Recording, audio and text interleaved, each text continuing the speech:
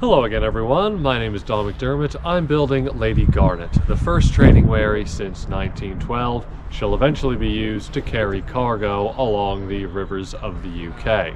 Now where I'm building her is on the River Thames, but right now I'm up in Norfolk, the ancestral home of the trading wherry.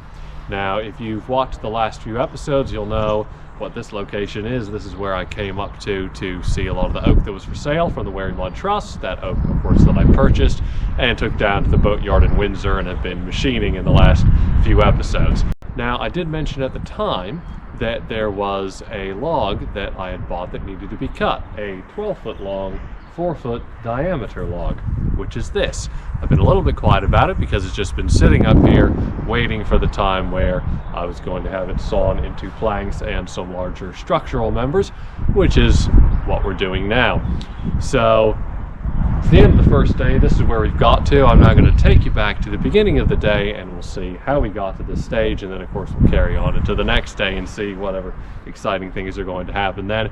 I've also got some other oak that I've purchased up here, which is also going to be arriving here, so then a high-up can take it all away at the same time. So I'm up to my ears in oak, which is great because of course I need a lot of it for this project. 48-foot boat, which is all planked and oak, all the structural members are oak, so it's great how much I've been able to get. In fact, just this morning I was talking to someone about another log which I could potentially buy, an 11-foot log, and that's almost as wide in diameter as this one. I am of course weighing up my options for this, thinking about of course the old bank balance.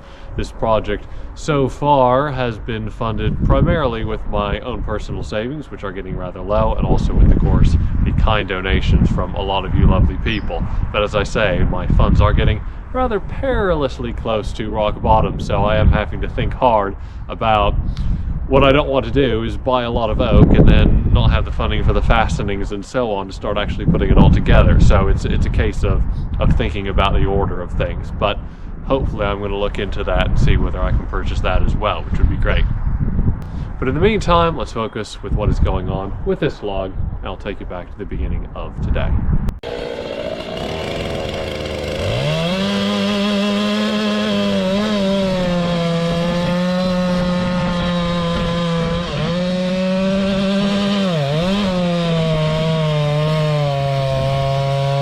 So when we arrived in Norfolk that morning, Sam and Will from Iceni Milling had already made a start, cutting bark and sapwood off the log to decrease its size so it would fit into their milling setup.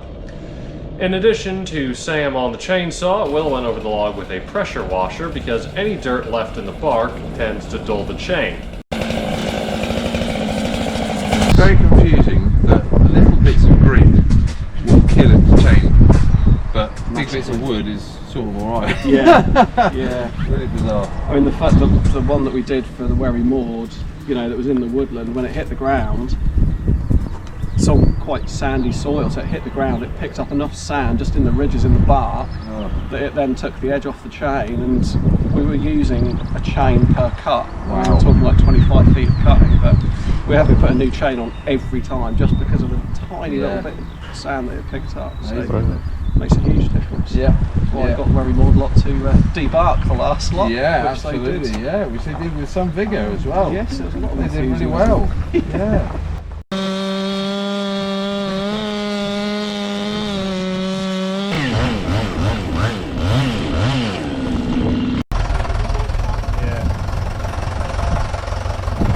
Once the log was down to size, it needed to be moved, and thanks go to Henry at Broadland Boat Builders for putting in some excellent work at the wheel.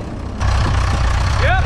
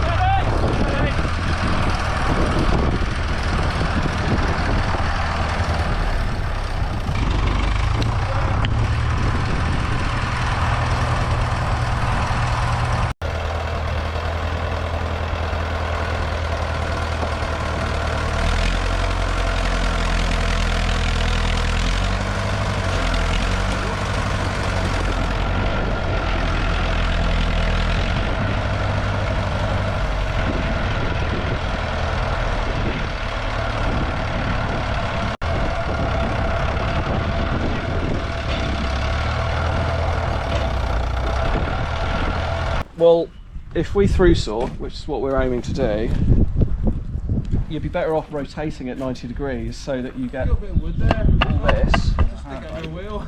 as good wood before you get to that. When you ready, chaps? No, that's just going to lie. One final move, and after an unsuccessful first attempt, the log was rotated into place using an anchor, a mechanical winch, and some brute strength. Hold that. How are you looking, dog? I think that might be good, to be honest.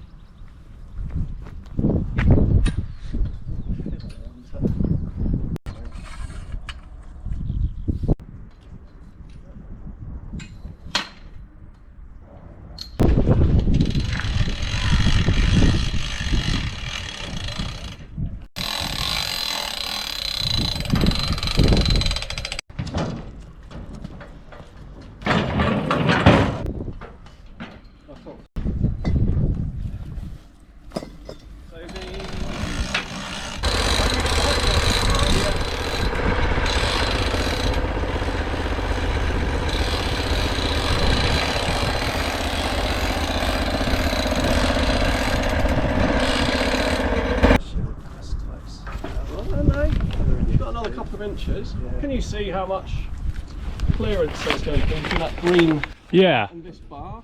Yeah, you got about, yeah, you can certainly go up another inch. Okay. Probably got, no, it's getting close there. You got maybe half, 3/4 of an inch.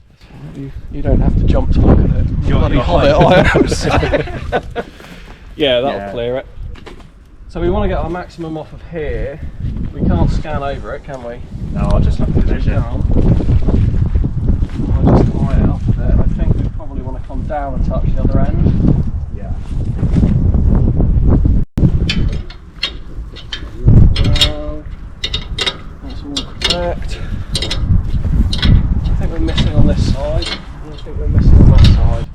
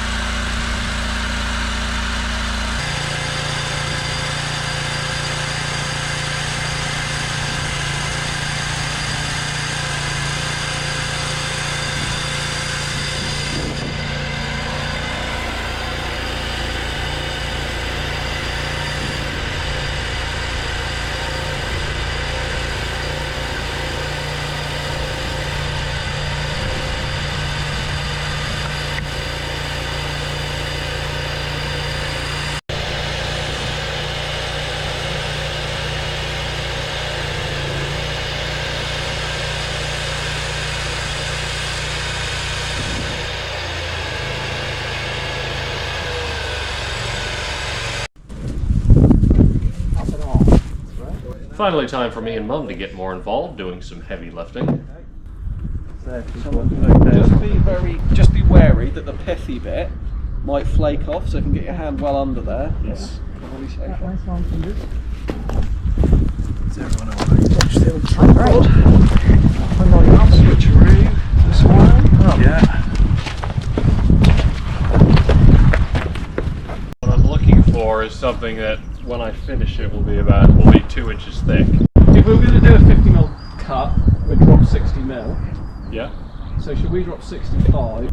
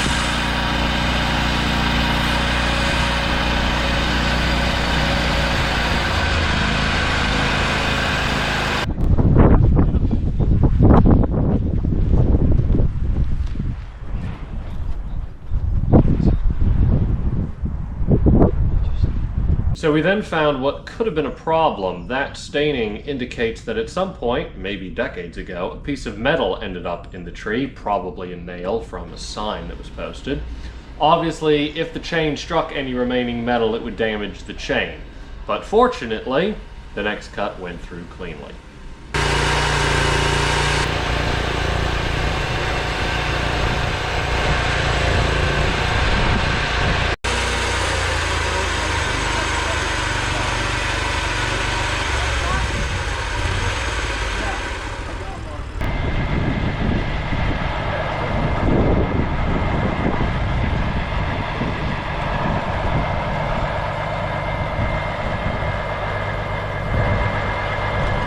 While all that was going on, another milled log arrived for me from Richardson's sawmill.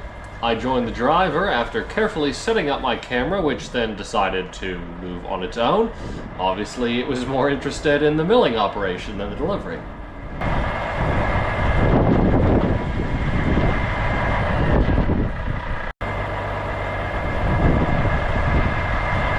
And here we are on day 2. I'd gone off to look at some timber that morning, then came back to find that they'd been able to turn the log over in order to make the larger cut. We've got some wiggle room at the top.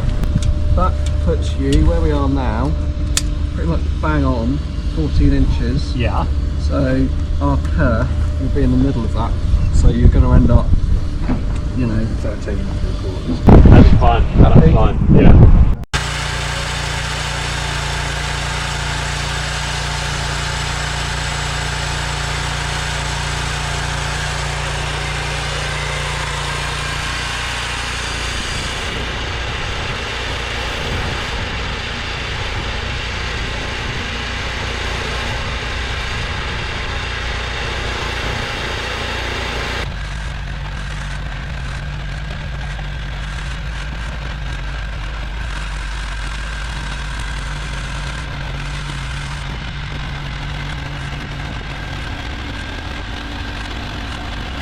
And that was the final cut, so thank you again so much to Sam and Will from Iceni Milling. They did a great job, and it was a real pleasure to meet them and work with them.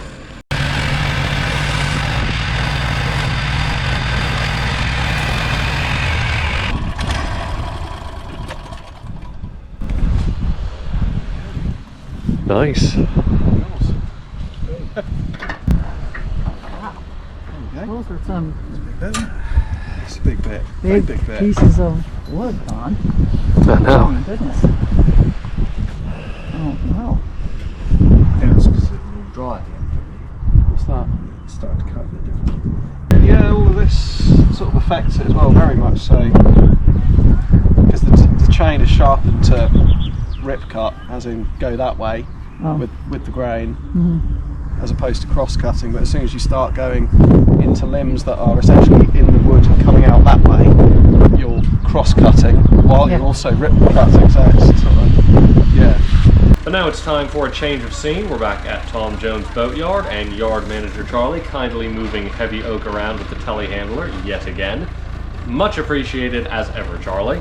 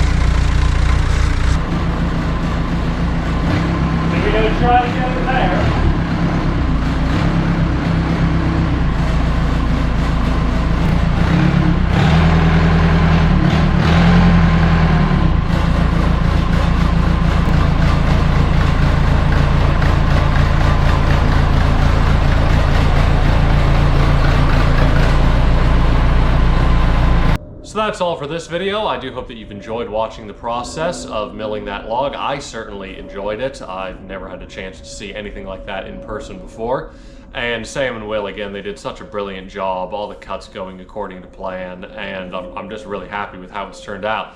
As I've mentioned before, you never know what a log is going to look like until you cut it open, and this one's just absolutely brilliant. I'm just thrilled with how good the oak looks, so I'm really excited to start using it. Anyway, I do hope that you'll hit the like and subscribe button so that you're notified when the next video comes out. Thank you so much for watching this one. Thank you to everyone who has supported the Lady Garnet project, and I hope to see you next time. Thanks for watching. Bye-bye.